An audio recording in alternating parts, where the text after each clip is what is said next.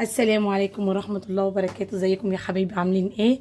اخباركم وازاي صحتكم؟ يا رب تكونوا بخير دايما.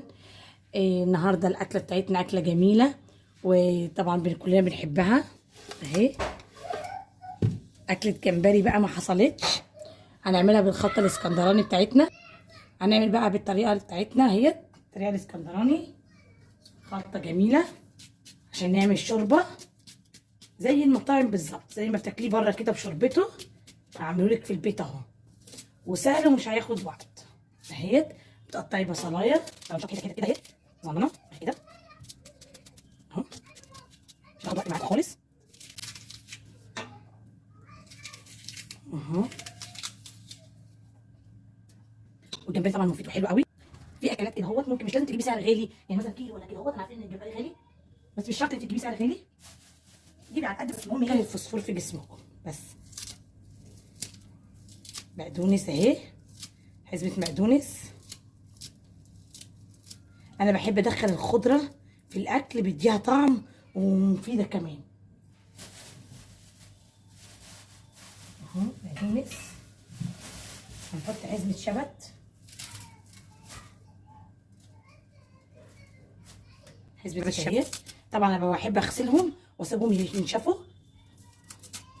اهو. حزمه شبت اهيت، ونحط اللهم صل على النبي طمايه اهي. الطمايه قطعها حتت حتت كده عشان ما تبانش في الشوربه اهي كده.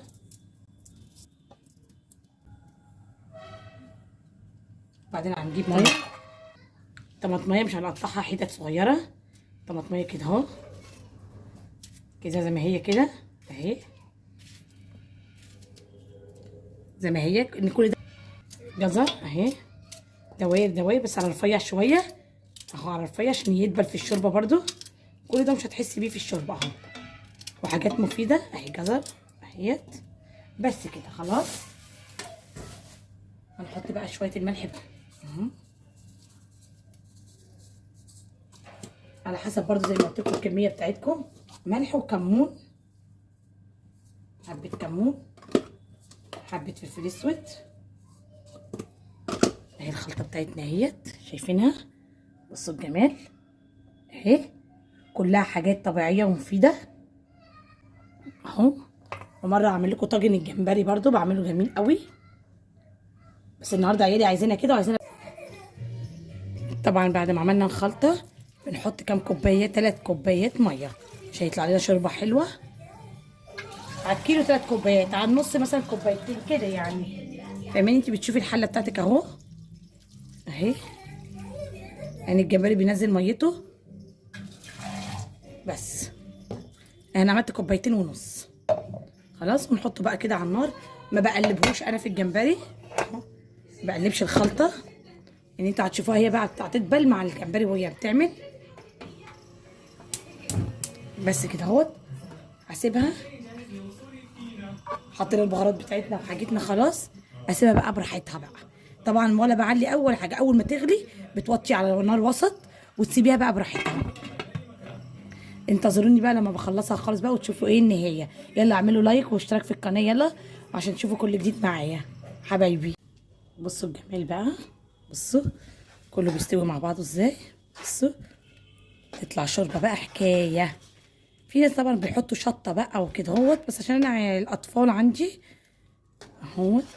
بصي حبه شوربه بقى ما حصلتش، شوربه شوربه، مش عايزه اقول لكم الريحه عامله ازاي اهو. اوريه لكم في النهايه برضو. يا رب يكون الفيديو بيعجبكم، واكله سهله وسريعه كلها حاجات طبيعيه. ارجو الاشتراك بقى في القناه وفعلوا لي بقى الجرس. كده وصلنا للنهايه، كده وصلنا لنهايه الجمبري خلاص، خلصناه اهو.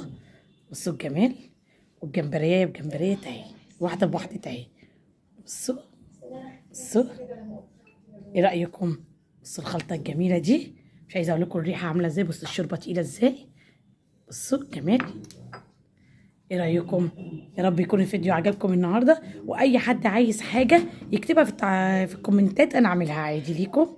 واوعوا تنسوا الاشتراك بقى وفعلوا لي الجرس. وعايزه اقول لكم الاكله ديت خطيره وهتعجبكم قوي. السلام عليكم.